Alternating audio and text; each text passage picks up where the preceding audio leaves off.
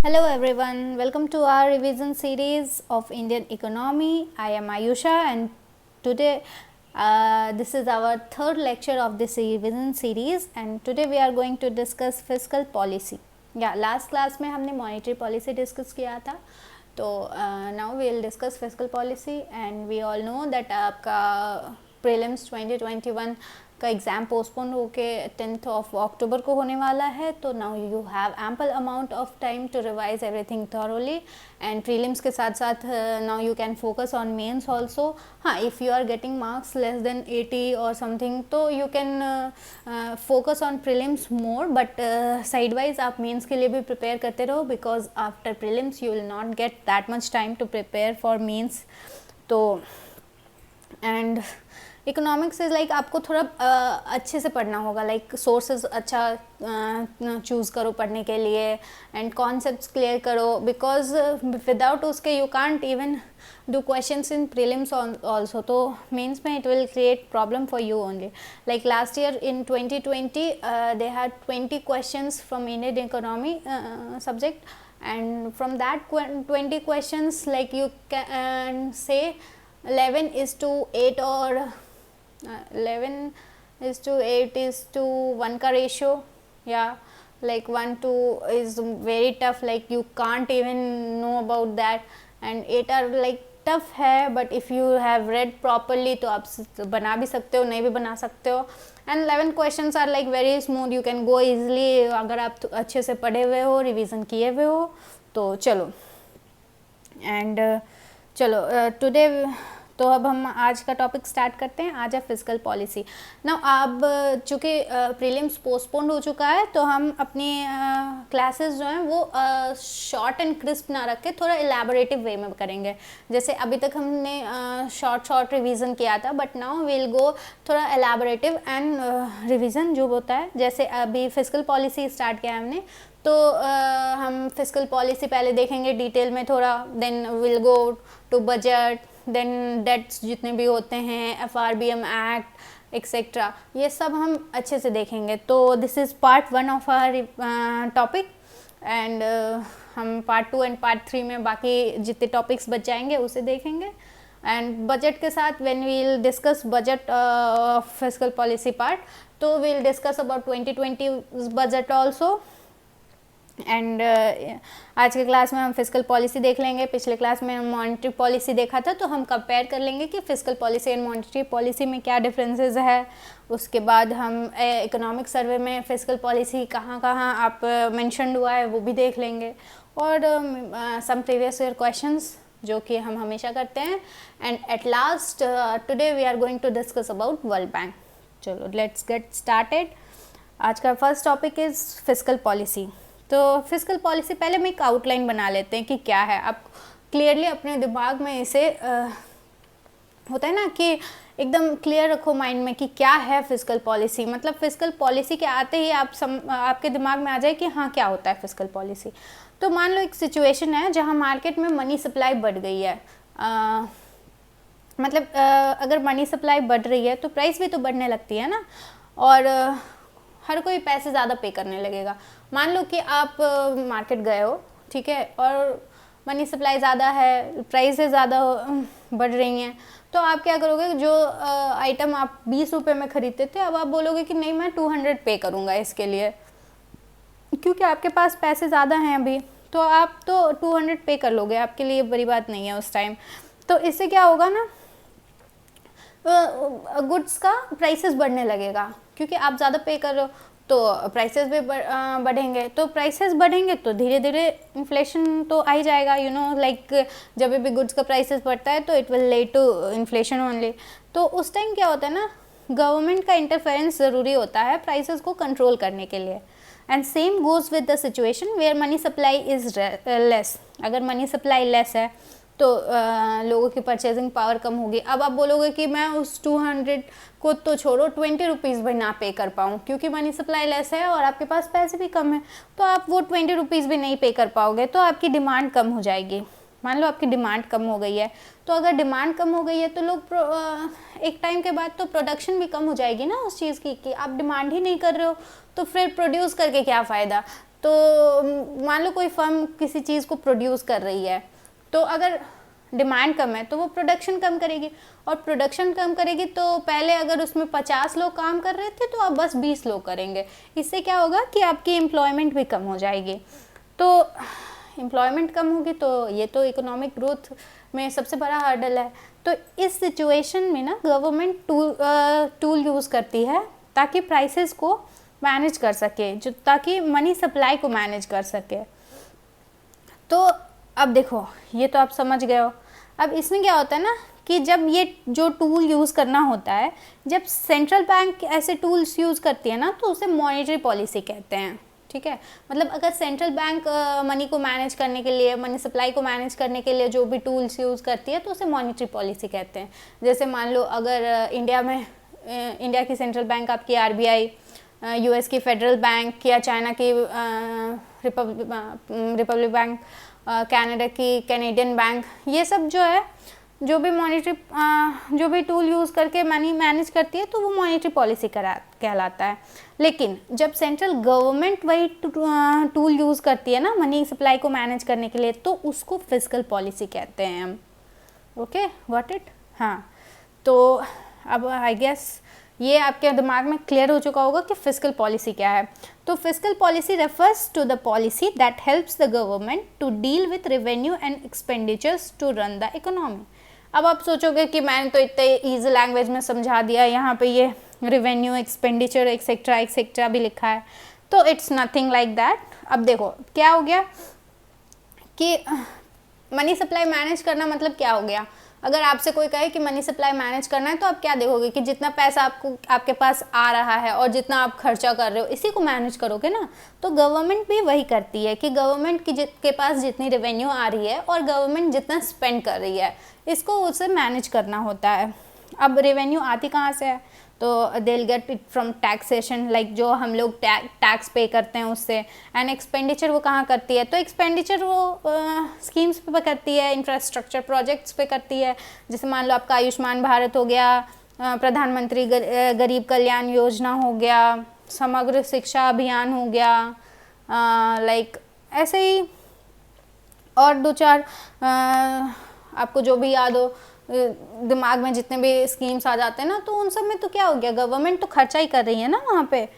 तो जैसे मान लो कि अगर भारत माला परियोजना है, सागर माला प्रोजेक्ट है, तो इन सब में क्या होगा कि इसमें गवर्नमेंट स्पेंड कर रही है तो एम्प्लॉयमेंट भी जनरेट हो रहा है, एम्प्लॉयमेंट जनरेट हो रहा है तो इकोनॉमिक ग्रोथ भी हो रही है। तो I think now you get it. अब आप सोच रहे होगे कि why government interference is needed.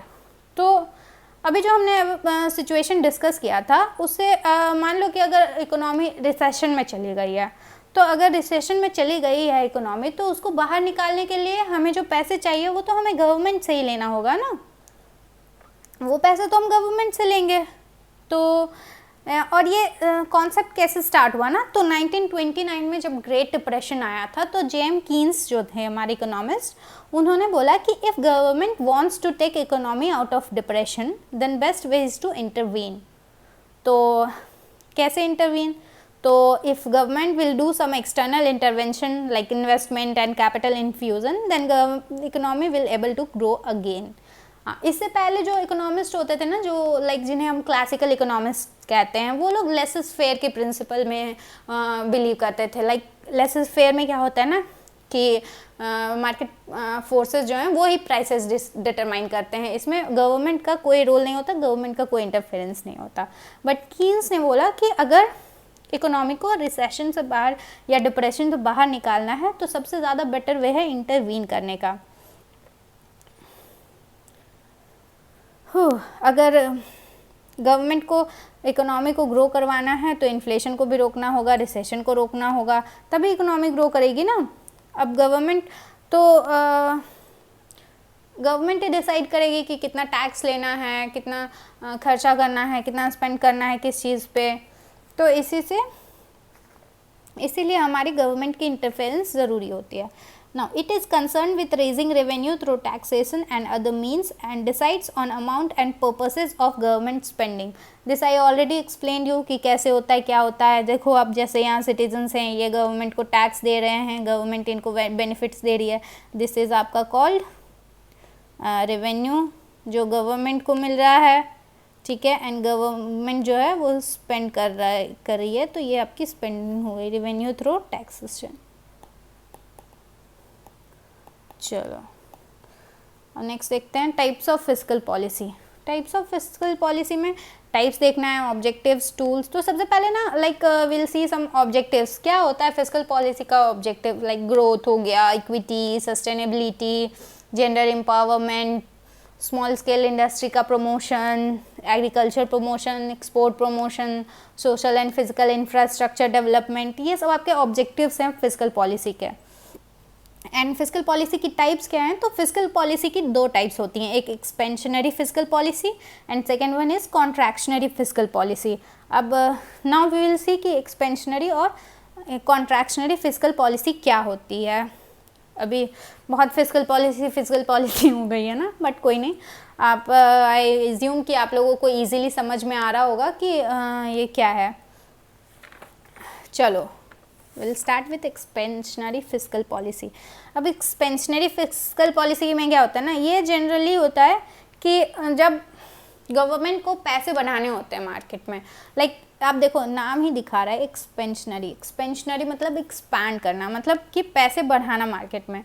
तो पैसे बढ़ेंगे कैसे मार्केट में? तो गवर्नमेंट क्या करेगी, अपनी स्पेंडिंग बढ़ा देगी. ओके, गवर्नमेंट अपनी स्पेंडिंग बढ़ाएगी और टैक्सेस को रिड्यूस कर देगी. गवर्नमेंट स्पेंडिंग कैसे बढ़ाएगी? तो गवर्नमेंट स्पेंडिंग बढ़ाएगी बाय डिफरेंट प्रोजेक्ट्स एक्सेट्रा. तो मान लो कि अभी वी हैव गिवन एग्जांपल ना, कि मान लो कहीं रोड बन रहा है. तो रोड बन रहा है तो गवर्नमेंट क्या करेगी, लोगों को ज़्यादा हायर करेगी रोड बनाने के लिए. तो फिर उनके पास पैसे आएगा तो उनकी परचेजिंग पावर बढ़ेगी, और परचेजिंग पावर बढ़ने से डिमांड बढ़ेगा, डिमांड बढ़ने से फिर इकोनॉमी ग्रो करेगी. तो इससे तो एक्सपेंड करने के लिए गवर्नमेंट स्पेंडिंग बढ़ाएगी. और टैक्सेस कम कैसे होंगे? तो टैक्सेस में देखो, अब टैक्सेस कम होने में क्या है कि मान लो आपको सैलरी मिल रही है, तो जब आपका टीडीएस कटता है तो आपको बहुत बुरा लगता है कि कितना टीडीएस कट जा रहा है, सैलरी तो कुछ बच नहीं रही है, एक्सेट्रा एक्सेट्रा. तो इसमें क्या होता है ना, अगर गवर्नमेंट ये टीडीएस कम कर दे आपकी, ठीक है, मान लो कि गवर्नमेंट टैक्सेस कम कर दे रही है, तो आपको टैक्स भी कम पे करना पड़ रहा है. अब तो अब जब आपको टैक्स कम पे करना पड़ रहा है तो आपके पॉकेट में तो ज़्यादा पैसे बच रहे हैं ना. तो अब आपके पॉकेट में ज़्यादा पैसे बच रहे हैं तो आपकी परचेजिंग पावर ज़्यादा हो रही है. अब आप क्या करोगे, घर का खाना ना खाकर बाहर वीकेंड्स पे खाना खाने जाओगे, घूमने जाओगे. तो इससे भी क्या होगा ना कि इससे भी डिमांड बढ़ रही है. आप बाहर खाने जा रहे हो तो डिमांड तो बढ़ रही है ना, तो इससे फिर इकोनॉमी ग्रो होगी. अब मान लेते हैं, अब इसमें देखो इसमें क्या होता है, फिर एम्प्लॉयमेंट भी इंक्रीज होता है. Okay, and sometime it's led to inflation also. Like inflation अब कैसे होगा कि मान लो लोगों के पास पैसा बढ़ रहा है तो मनी सप्लाई बढ़ रही है, तो प्राइसेस राइज होंगे, और प्राइसेस राइज होंगे तो we know that rise in prices inflation only. तो अब एक ग्राफ देखते हैं हम. ये देखो, ये आपका प्राइस है, ये क्वांटिटी है, and you know about demand and supply. This is supply curve and this is demand curve. तो मान एंड दिस इज आपका एग्रीगेट सप्लाई, डिमांड सप्लाई जहाँ मीट हो रहा है. तो मान लो कि अब आपका गवर्नमेंट स्पेंडिंग बढ़ा रही है और टैक्सेस कम कर रही है, तो लोगों के पास पैसे ज़्यादा हैं तो लोग डिमांड ज़्यादा कर रहे हैं. तो डिमांड ना इधर शिफ्ट होगी, थोड़ी डिमांड शिफ्ट होकर यहाँ तक आ गई अब आपकी. तो यहाँ तक जो डिमांड आई है तो अब आपका सप्लाई भी तो बढ़ेगा ना. तो ये आपका लॉन्गर एग्रीगेट सप्लाई का हो गया, ठीक है. तो देखा आपने, डिमांड भी शिफ्ट कर रहा है डी से D1. ओके, बस this is your expansionary fiscal policy. Now contractionary fiscal policy में क्या है कि अब कॉन्ट्रैक्शनरी मीन्स कॉन्ट्रैक्ट करना, जैसे हम वर्ड्स पे ही जाके देखो, एक्सपेंशनरी मीन्स एक्सपैंड करना, कॉन्ट्रैक्शनरी मीन्स कॉन्ट्रैक्ट करना, मतलब किसी भी चीज़ को कम करना। तो अगर गवर्नमेंट पैसे नहीं अगर गवर्नमेंट को पैसे कम करने हैं मार्केट से, ठीक है, और ये जनरली ना बूम के टाइम में होता है। आपको बूम पता है ना, लाइक जैसे जो इकोनॉमिक साइकिल चलती है, this is boom, this is like ये ट्रॉफ है, ये क्रेस्ट है, फिर अगेन ट्रॉफ क्रेस्ट, यहाँ पे बूम होता है, यहाँ डिप्रेशन होता है।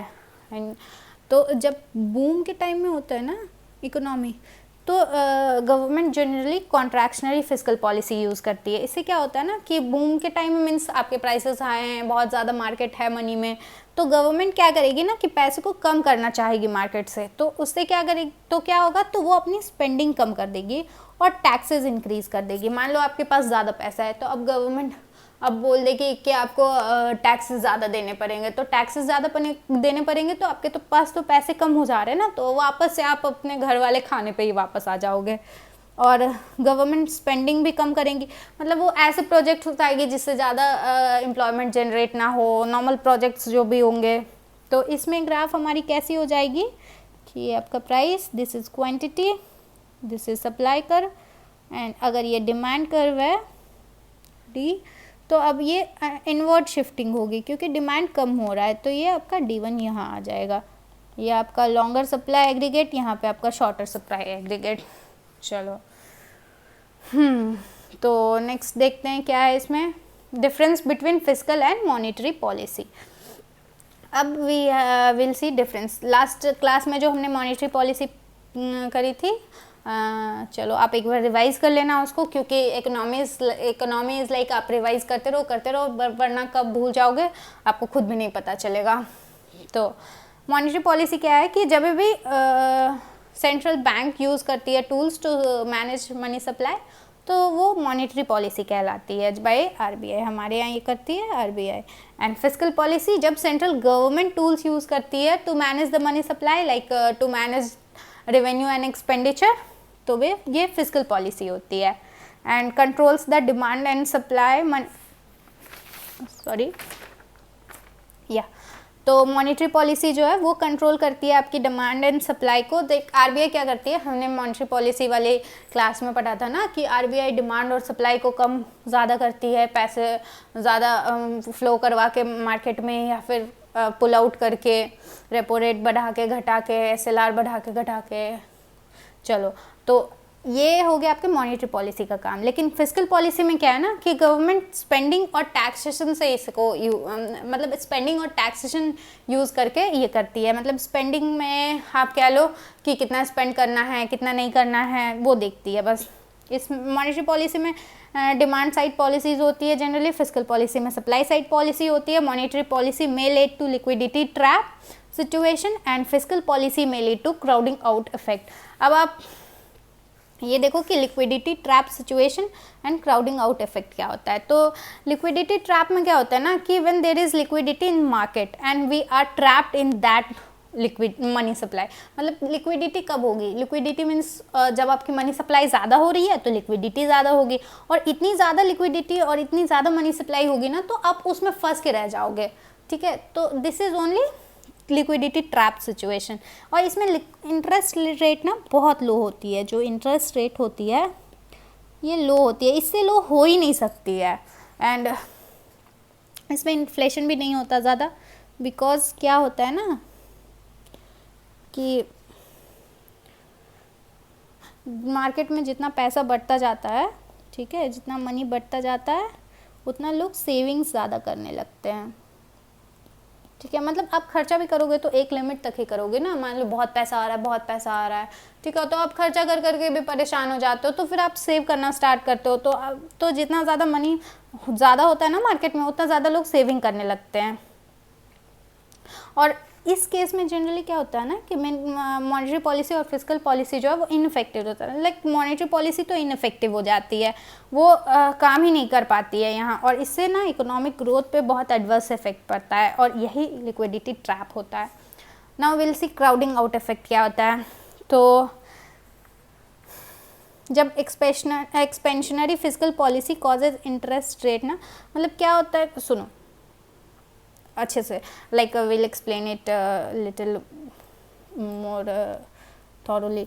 तो क्या होता है ना, इंटरेस्ट रेट तो जब बढ़ती है, ठीक है, तो लोग प्राइवेट स्पेंडिंग कम कर देते हैं। मान लो इंटरेस्ट रेट बढ़ रही है तो क्या होगा, इन्वेस्टमेंट कम हो जाएगी ना।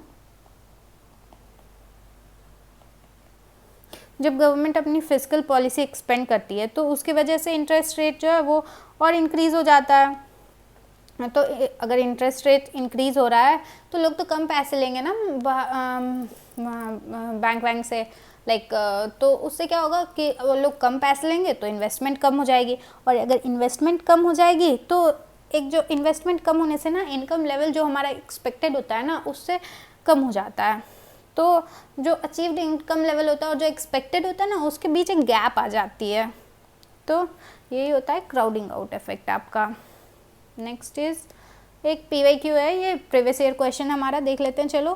Consider the following: income tax, fines, penalties, interest rate payment received and now classified as revenue receipts by government of India. या आई नो ये अभी हमने पढ़ा नहीं है, लेकिन ये क्वेश्चन मैंने यहाँ पे इसीलिए पुट ऑन किया है क्योंकि ये हम नेक्स्ट क्लास में पढ़ेंगे, जब हम बजट के बारे में पढ़ेंगे, जब हम टूल ऑफ फिस्कल पॉलिसी पढ़ेंगे ना, तो this will discuss in that part. And ये अभी इसलिए यहाँ पे दिया है ताकि आप एक बार इसको अटेम्प्ट करने की कोशिश करो और मुझे कमेंट सेक्शन में बताओ कि क्या आंसर होगा। ओके, नेक्स्ट इज, अब हम देखेंगे इकोनॉमिक सर्वे।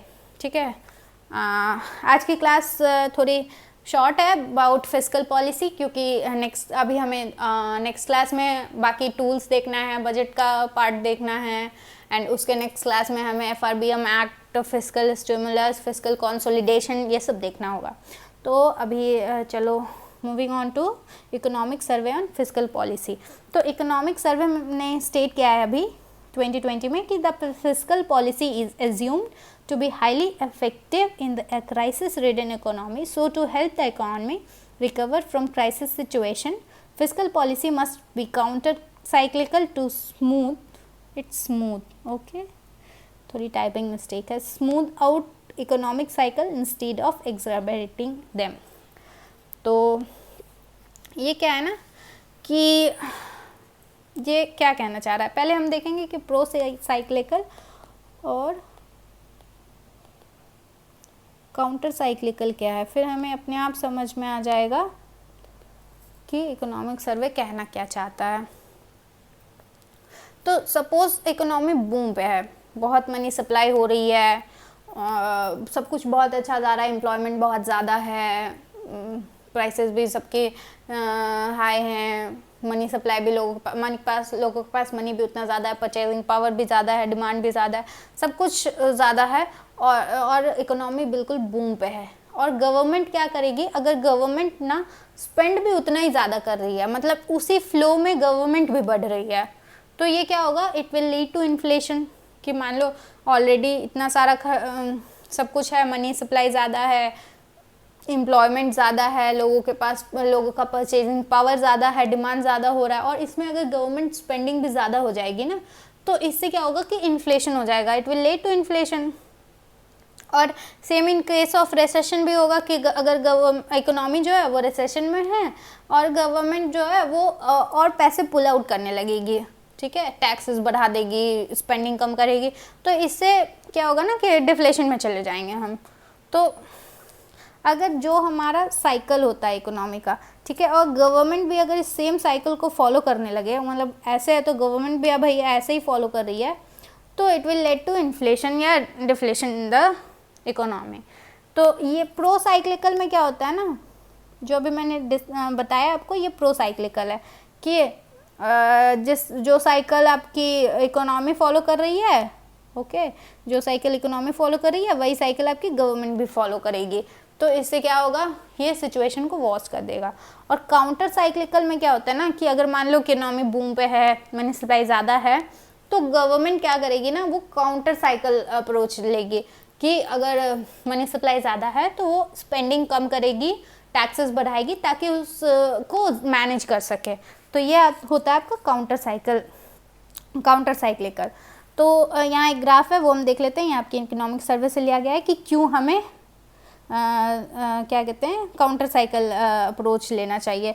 तो मान लो कि ये आपका नो पॉलिसी एक्शन है, यहाँ पे आप कुछ भी चीज़ें, यहाँ पे मान लो आप 100 है, ठीक है, तो आप अगर आउटपुट गैप 100 में है, ठीक है, तो अगर ये नीचे भी जाता है, मान लो बूम पे 100 में है, अगर ये यहाँ से गिरता भी है तो ये -100 होगा, ठीक है, बट यहाँ पे कोई पॉलिसी कोई एक्शन नहीं लिया हुआ है। मान लो अभी अगर बूम पे ये 150 में है, ठीक है, तो जब ये नीचे गिरेगा तो आप ये तो देखो कि ये नीचे भी उतना ही ज़्यादा लॉस, मतलब उतना ही ज़्यादा यहाँ पे रिसेशन होगा ना, -150 पहुँच जाएगा। और अगर काउंटर साइक्लिकल में देखें, अगर यहाँ पे मान लो 50 है, +50, तो अगर ये नीचे जा रहा है तो ये -50 ही होगा, तो हमारी इकोनॉमी को कम नुकसान होगा, मतलब ये एडवर्सली कम इफेक्ट करेगी with respect to pro cyclical policy के। तो इसलिए इकोनॉमिक सर्वे ने बोला है कि काउंटर साइक्लिकल पॉलिसी को गवर्नमेंट को यूज़ करना चाहिए। Okay, now counter cyclical fiscal policy, according to economic survey, government of India should adopt counter cyclical policy amid COVID-19. It refers to the steps taken by government that go against the direction of the economic or business cycle. Thus, in recession or slowdown, the government increases expenditure and reduces tax to create a demand that can drive an economic boom. और ये generally करती है ना, this is like important. अगर आपसे prelims में question आता है अबाउट काउंटर साइक्लिक, मतलब मान लो कि काउंटर साइक्लिकल फिस्कल पॉलिसी, ये आपका एक्सपेक्टेड क्वेश्चन हो सकता है, आई एम टेलिंग हो सकता है बिकॉज यू नेवर नो।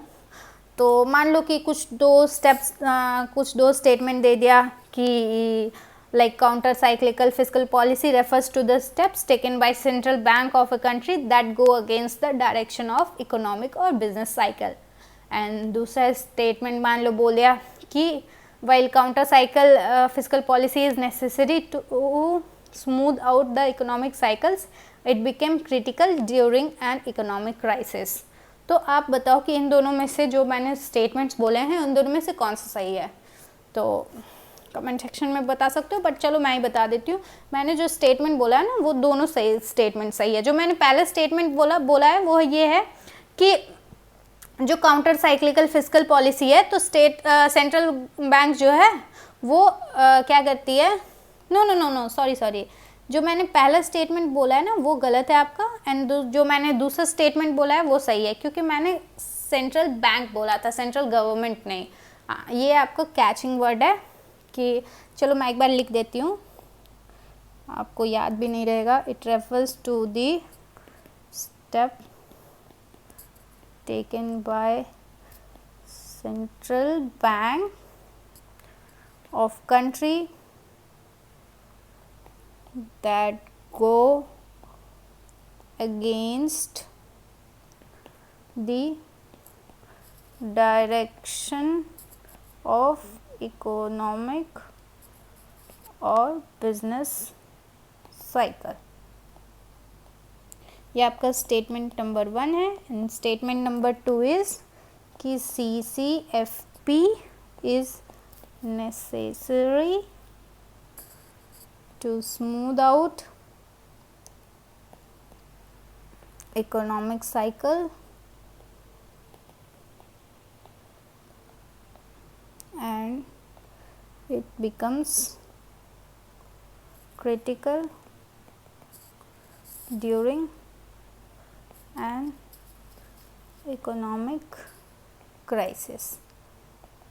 अब देखो, अब जो ये पहला स्टेटमेंट है ना ये आपका रॉन्ग है, क्योंकि यहाँ मैंने सेंट्रल बैंक लिखा है, ये आपका सेंट्रल बैंक नहीं, ये सेंट्रल गवर्नमेंट होगा। And second statement is correct. तो यूपीएससी ऐसे छोटी छोटी बातें ही आपको नोटिस करवाएंगी कि मान लो कि ऐसा ही स्टेटमेंट दे दिया, तो अब जैसे मैंने अभी कैसे फ्लो में बोल दिया आपसे कि हाँ पहला स्टेटमेंट सही है, बट अगर आप नोटिस करोगे तो ये सेंट्रल बैंक है, बट यू नो कि फिस्कल पॉलिसी है तो आप यहाँ बैंक ना होके गवर्नमेंट होना चाहिए था। तो it refers to the steps taken by central government of country that go against the direction of economic or business cycle. Okay, and second statement तो करेक्ट है हमारा। तो हमें ये याद रखना है कि ये स्मूथ करता है, ओके, ये बिजनेस साइकिल को स्मूथ करती है। चलो नेक्स्ट इज फिस्कल प्रूडेंस क्या है। तो फिस्कल प्रूडेंस जो होता है ना वो हमारा क्या है ना कि ये रिसोर्सेज का जब हम जुडिशियस यूज़ करते हैं, लाइक मान लो बहुत सिंपल है ये कि स्पेंडिंग विद इन बजट, जो भी हमारा बजट है उसके अंदर ही हम स्पेंड कर लेते हैं। मान लो कि आप को 20,000 रुपीज़ मिल रहा है दिल्ली में सर्वाइव करने के लिए, तो आप उसमें आराम से रह ले रहे हो, आराम से सर्वाइव कर रहे हो, तो और जितना भी आपकी स्पेंडिंग है वो इतनी जुडिशियस है कि आप जो है सबको अच्छे से मैनेज कर ले रहे हो। तो वही होता है फिस्कल प्रूडेंस। ओके, तो if the government continues to spend way more than its revenue, it will either lead to more borrowing from market or inflation. To avoid these circumstances, fiscal prudence is needed. तो it's same only कि अगर government जो है market से ज़्यादा मतलब अगर government अपने रेवेन्यू से ज़्यादा खर्चा करने लगेगी, लाइक जैसे कि आप अगर 20,000 की जगह आप 50,000 खर्चा करने लगोगे तो क्या होगा, या तो आप बोरो करोगे, ठीक है, तो आप बोरो करोगे तो आपके पास लोन ज़्यादा हो जाएगा ना आपके सर पे। तो इसी सर्कमस्टांसेस को अवॉइड करने के लिए फिस्कल प्रूडेंस इज़ नेसेसरी। और एक टर्म आप ये ध्यान में रखो, फिस्कल प्रोफिलगेसी।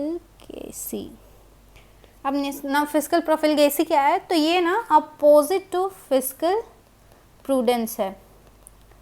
द सेम सिचुएशन जो ही हमने यहाँ पढ़ा था कि वे मोर देन इट्स रेवेन्यू, जब गवर्नमेंट जो है खर्चा अपने रेवेन्यू से ज़्यादा करने लगे तो वो फिस्कल प्रोफिलगेसी है, और जब विद इन बजट कर रही है तो ये फिस्कल प्रूडेंस है। अब ये जो टर्म्स आ रहे हैं ना आपको, ये इस बार के इकोनॉमिक सर्वे में मेंशन्ड है ये टर्म्स, तो आप याद रखना, क्योंकि डायरेक्ट क्वेश्चंस भी आ सकता है कि what define best the fiscal profligacy. तो अब सोचोगे कि ये क्या होता है, मैंने तो फिस्कल डेफिसिट पढ़ा है, फिस्कल पॉलिसी पढ़ी है, फिस्कल प्रोफिलगेसी तो पढ़ी नहीं है। तो चलो इसको एक बार माइंड में रख लेना, ठीक है। Now it's higher fiscal multipliers during economic slow down. इसमें कुछ नहीं, इसमें दो पॉइंट्स थे कि एक पहला है easing fiscal constants and second is enhance consumer sentiment for future productivity increases. तो ये पढ़ लेना, बस स्टेटमेंट है, ऐसा कुछ इम्पॉर्टेंट नहीं है। एंड एक PYQ है वो हम देख लेते हैं। एंड दिस फिस्कल स्टिमुलस, ये 2011 का PYQ है। अब आप सोचोगे कि मैंने 2011 का PYQ आज अभी क्यों डाला है, तो इस बार के 2020 के इकोनॉमिक सर्वे में आपका फिर से फिस्कल स्टिमुलस मेंशन्ड है। तो अब देखो स्टिमुलस मतलब क्या होता है, स्टिमुलस आप खुद सोचो ना कि स्टिमुलस का मतलब क्या हो सकता है। स्टिमुलस मतलब होता है स्टिमुली इज़ लाइक किसी भी चीज़ को बढ़ाना, ठीक है। तो अगर मान लो कि आपके एग्रीगेट डिमांड में इंक्रीज़ हो रहा है तो इससे क्या होगा कि टोटल आउटपुट बढ़ जाए। Will see options also. तो अभी मैंने बताया ना आपको स्टिमुलस मतलब स्टिमुलस क्या हो गया, किसी भी चीज़ का बढ़ना, ओके। तो अगर डिमांड में आपके एग्रीगेट डिमांड में इंक्रीज़ हो रहा है तो टोटल आउटपुट में भी इंक्रीज़ हो जाएगा। तो पहला ऑप्शन है it is a massive investment by the government in manufacturing sector to ensure the supply of goods to meet the demand surge caused by rapid economic growth. अब आप खुद देखो, massive investment by government in manufacturing sector to ensure the supply of good to meet the demand surge caused by. चलो इसको भी पहले और सारे ऑप्शन देखते हैं। It is an intense affirmation action of government to boost economic activity in the country. C is it is government's intensive action on financial institution to ensure disbursement of loans to agriculture and allied sectors to promote greater food production and contain food inflation. And D is this, it is an extreme affirmative action by government to pursue its policy of financial inclusion. अब देखो best suited क्या बताया था मैंने अभी आपको कि अगर एग्रीगेट डिमांड में इंक्रीज हो रहा है तो it will lead to rise in total output, and अगर टोटल आउटपुट बढ़ रहा है तो इससे इकोनॉमिक एक्टिविटीज़ जितनी है ना माइक्रो इकोनॉमी की वो बूस्ट होती हैं। तो this is the statement which best describes the fiscal stimulus. और देखो फिस्कल स्टिमुलस का इफेक्टिवनेस जो है ना वो depends on the value of multiplier, मतलब higher the value of multiplier, okay, multiplier. तो higher the value of multiplier and less the fiscal stimulus. ये आप याद रखना। चलो नेक्स्ट इज, तो आज का हमारा एक्स्ट्रा टॉपिक जो है वो हम आज वर्ल्ड बैंक डिस्कस करने वाले हैं। तो अबाउट वर्ल्ड बैंक हम देख लेते हैं। इससे पहले आई होप कि आपको G4, G7 और G20 याद हो अच्छे से, क्योंकि लाइक लास्ट ईयर भी क्वेश्चन, लास्ट ईयर और last year I don't remember exactly, but एक क्वेश्चन था कि G20 के 4 कंट्रीज, मतलब लाइक 4 ऑप्शन में 4 कंट्रीज दे दिया था उन्होंने, यूपीएससी ने, और पूछा था कि कौन सा 4 कंट्री जो है G20 का पार्ट है। I guess that's options are Mexico and South Korea, Mexico, South Korea and Canada and I guess one more something like Saudi Arabia, या ये 4 ऑप्शंस थे, बाकी और सारे ऑप्शंस थे, तो आपका ये वाला ऑप्शन सही होना था। तो इसीलिए we are focusing on this institutions and groups also. तो चलो आज का है वर्ल्ड बैंक। तो वर्ल्ड बैंक का हिस्ट्री कहाँ से स्टार्ट होता है ना, तो 1944 से।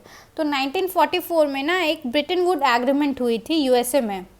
तो यूएसए में एक छोटी सी सिटी है ब्रिटेन वुड, वहाँ एक एग्रीमेंट हुई थी जहाँ पे 2 बॉडीज़ जो है वो फॉर्मुलेट किया गया था। एक तो आपका वर्ल्ड बैंक, दूसरा आपका IMF, और इन दोनों को ना टुगेदर इसको कहते हैं ब्रिटेन वुड ट्विंस। ओके, तो जो वर्ल्ड बैंक है वो जनरली क्यों बनाई गई थी, तो इसको ना क्यों बनाया गया था, तो जो जनरली ये रिकन्स्ट्रक्शन के लिए बनाया गया था, कि मतलब वॉर लाइक जो सिचुएशन थी यूरोपियन कंट्रीज़ का, तो उससे इकोनॉमी को रिकन्स्ट्रक्ट करने के लिए वर्ल्ड बैंक को एग्जिस्टेंस में लाया गया था। तो that time it's IBRD, like इस ब्रिटेन वुड एग्रीमेंट ने 3 इंस्टीट्यूशन प्रपोज किया था। फर्स्ट वन इज़ IBRD और world bank. IBRD is your international bank for reconstruction and development. तो दोनों एक ही चीज़ है आपके अभी। तो IBRD और वर्ल्ड बैंक ये था आपका। Second is IMF and third is ITO। Like ITO आपको याद रखने की ज़रूरत नहीं है बिकॉज ये फेल हो गया था। बाकी 2 ये एग्जिस्टेंस में आए थे, और इसको जनरली वर्ल्ड वॉर 2 के बाद इकोनॉमी को रिकन्स्ट्रक्ट करने के लिए था। आपका ये हेडक्वार्टर है वॉशिंगटन DC का, वर्ल्ड बैंक का।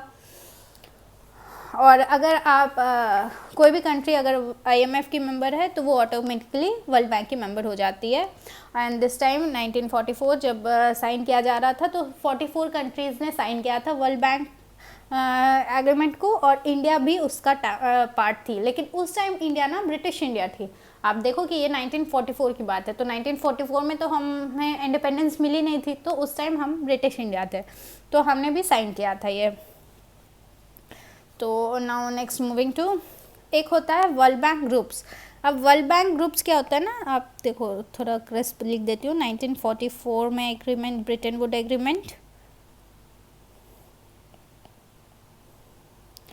and this resulted into formation of World Bank plus IMF. okay,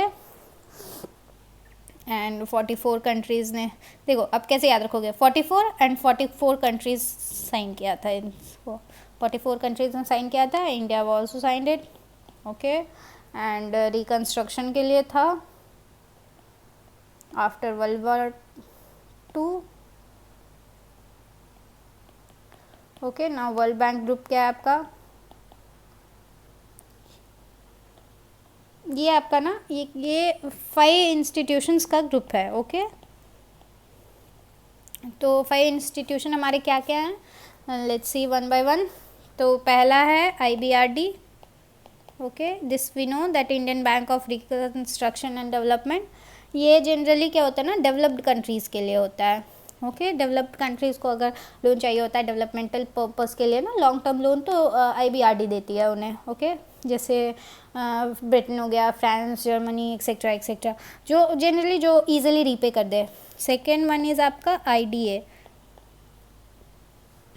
IDA भी सेम लॉन्ग टर्म लोन होता है, but this is for developing countries. आपका डेवलपिंग कंट्रीज़ में आपका जैसे बांग्लादेश हो गया, हमारा इंडिया भी डेवलपिंग कंट्रीज़ में, like USA is not, last year USA was not considering India as developing country, but हम हैं तो डेवलपिंग कंट्री ही ना। तो अगर हमें लॉन्ग टर्म लोन्स चाहिए होता है डेवलपमेंटल पर्पस के लिए, तो हम IDA से लेते हैं। थर्ड वन इज़ आपका IFC। और ये जो है ना, अगर IFC क्या होते हैं ना, ये प्राइवेट इन्वेस्टर्स को इनकरेज करती है ताकि वो जो है इन्वेस्ट कर सके मेंबर कंट्रीज़ में। मतलब मान लो कि मुकेश अंबानी को इन्वेस्ट करना है फ्रांस में, तो अंबानी प्राइवेट इन्वेस्टमेंट करेगा, ओके, अदर मेंबर कंट्रीज़ में, तो इसी को इनकरेज करती है आपकी IFC, ओके। ये इन्वेस्टमेंट विंग है वर्ल्ड बैंक की, वर्ल्ड बैंक। तो IFC ना, ये जनरली मसाला बॉन्ड्स, आपके जो मसाला बॉन्ड्स होते हैं ना, IFC is known for its masala bonds. अब मसाला बॉन्ड्स क्या होते हैं, तो जो रुपी डिनोमिनेटेड बॉन्ड्स होते हैं ना आउटसाइड इंडिया, तो उसी को मसाला बॉन्ड्स कहते हैं। और मसाला बॉन्ड्स क्यों कहते हैं, क्योंकि लाइक हमारी तो बहुत ही हिस्ट्री रही है ना स्पाइसेस में। लाइक हम पहले एंशिएंट इंडिया में ट्रेडिंग, मॉडर्न हिस्ट्री में भी ट्रेडिंग आप देखोगे तो कहाँ से स्पाइसेस से स्टार्ट किया था हमने। एंड हमारी क्यूजीन भी बहुत ज़्यादा लाइक हमें अपनी क्यूजीन को भी बहुत फेमस करना है, तो इसलिए हमने मसाला बॉन्ड नाम रख दिया था इसका, okay. Now fourth one is मीगा। मीगा is your, ये फॉर FDI प्रमोशंस के लिए होता है, ओके। इट्स लाइक कि इंश्योरेंस कवर प्रोवाइड करता है ये, non commercial on investment on other countries, okay. And last one is your ICSID। ICSID is international centre for settlement of investment disputes. ये जितने भी डिस्प्यूट्स होते हैं ना, इन्वेस्टमेंट डिस्प्यूट्स, उसको सेटल करने के लिए होती है। अब आपको याद रखने ये है कि ये जो 4 ऊपर के इंस्टीट्यूट्स हैं, इंडिया इनकी मेंबर है। इंडिया ने इन्हें साइन कर रखा है, but India is not a member of ICSID। India बाकी चारों की मेंबर है, but India is not a member of ICSID। तो ये बात आप ध्यान में रखो। मतलब लाइक इतना सारा बहुत ज़्यादा डीप जाने की ज़रूरत नहीं है, बस आप एक बार नाम देख लो, IBRD, IDA, IFC, MIGA and ICSID। एंड IBRD, IDA, IFC and MIGA, ये जो 4 हैं इसकी इंडिया मेंबर है। And this is the investment dispute जहाँ सेटल होता है। ICSID इसकी इंडिया मेंबर नहीं है, okay. Now World Bank groups का ना ये 2 टारगेट है फॉर टिल 2030 के लिए, ओके। ये 2 टारगेट क्या है, तो पहला टारगेट है कि एक्सट्रीम पॉवर्टी जो है उसको एलिमिनेट करना है। तो जितने भी लोग जो $1.90 से कम कमाते हैं पर डे, उन लोगों को कम करके 3% के अंदर लाना है। कि मतलब जितने भी लोग हैं जिनकी पर डे अर्निंग $1.90 है, उनको कम करके हमें 3% तक लाना है। ये आपका पहला टारगेट है। दूसरा target is 40% increase in income of, मतलब 40% increase in income of poors in every member country. मतलब जितने भी मेंबर कंट्रीज़ हैं उनमें 40% इंक्रीमेंट लाना है हमें पुअर्स के इनकम में, ओके।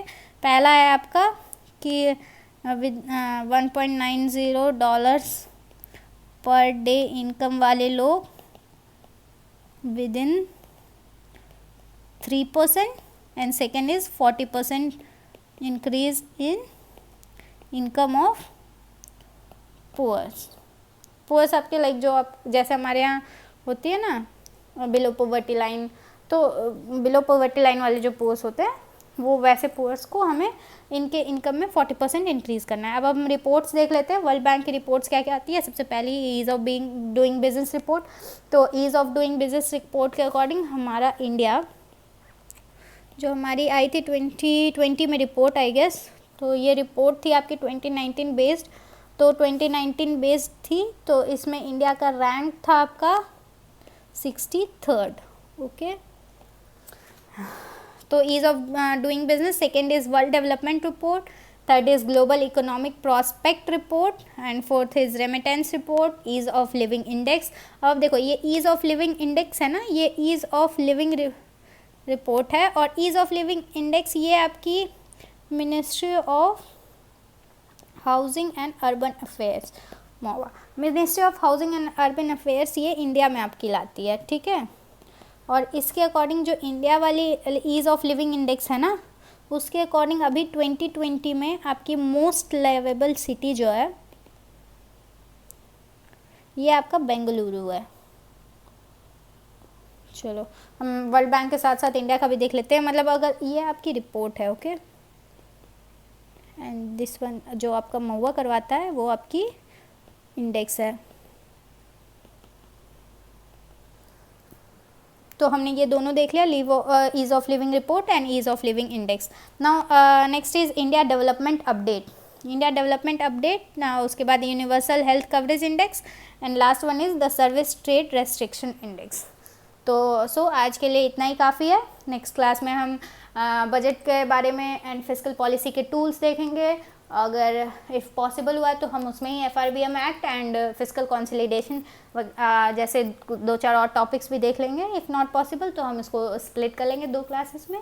चलो अब अच्छे से पढ़ाई करें, आपके पास सैम्पल अमाउंट ऑफ टाइम है। प्री के साथ साथ आप मेंस के पे भी थोड़ा फोकस करें, मेंस के लिए भी पढ़ाई करें। चलिए ठीक है, ओके बाय, थैंक यू।